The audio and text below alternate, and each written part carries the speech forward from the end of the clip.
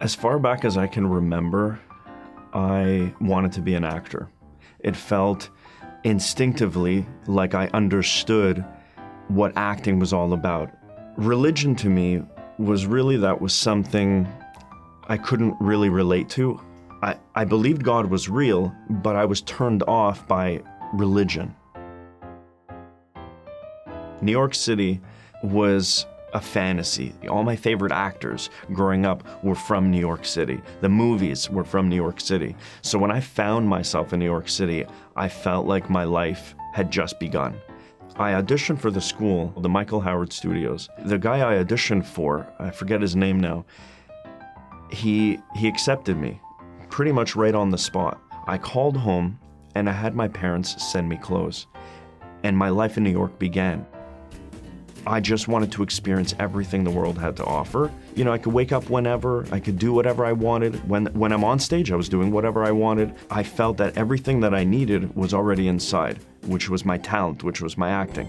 I was invited actually to train in this class with Michael Howard as the teacher. People were applauding my work. Diane Weiss, a 2-time Oscar winner, was studying in the class, and I was the youngest person in the class. Anything that I wanted, I felt like I could have. I felt like I understood how to just achieve in life and how to just reach out and grab whatever it is that I want for my life.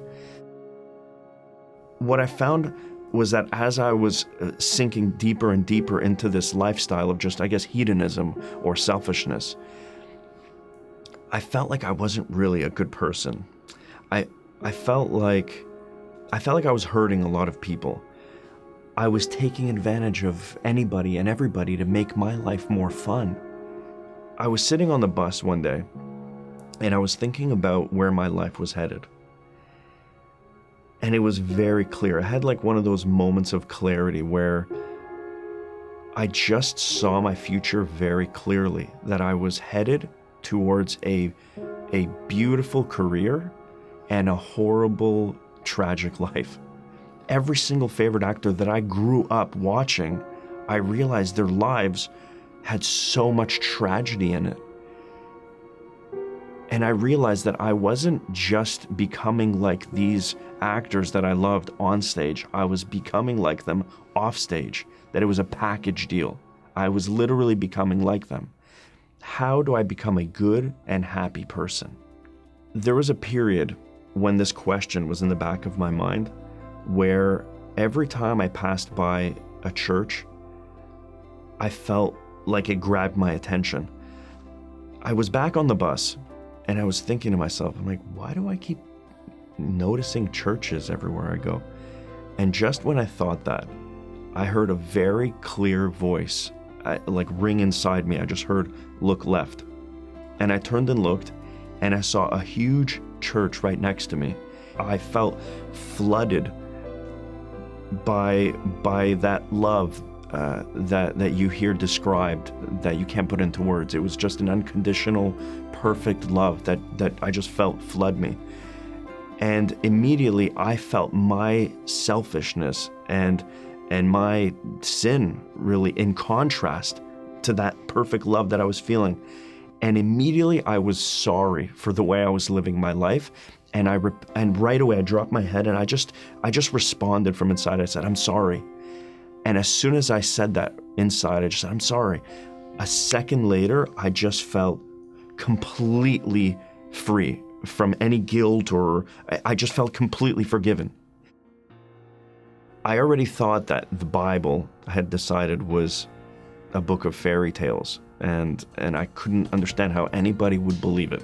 So I didn't go there. Even after that experience, what I turned to was, reading all the New Age, Eastern, philosophy, Eckhart Tolle, Deepak Chopra, The Power of Now, and I was flying through these books, seeking out what just happened to me. 2 years went by of just searching, until one day in my basement, I just felt this hunger. I was thinking of that experience on the bus 2 years prior. I got up, I went to take a walk with this question in mind: how do you have a relationship with God? I know God is real, but how do I have a relationship with God?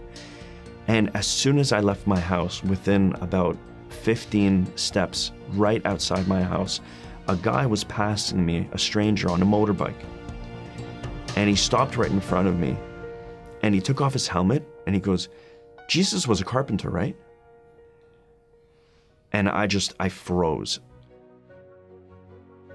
And I realized then and there that he's real. And not only is he real, like I experienced 2 years ago, but he hears my thoughts. Is this God?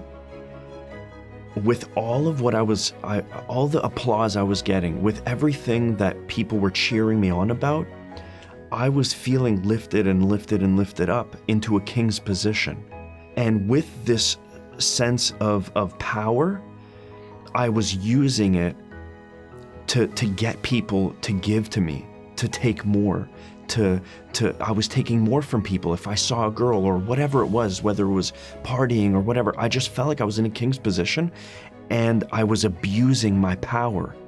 When I read Yeshua's words, or when I saw his life, I realized that he was somebody in a king's position, but used that power and that authority to serve people rather than to take from people. He gave his life for people. He served people with his entire life. What kind of love is that? I was like, wow, what a difference. And I realized I had and have a lot to learn.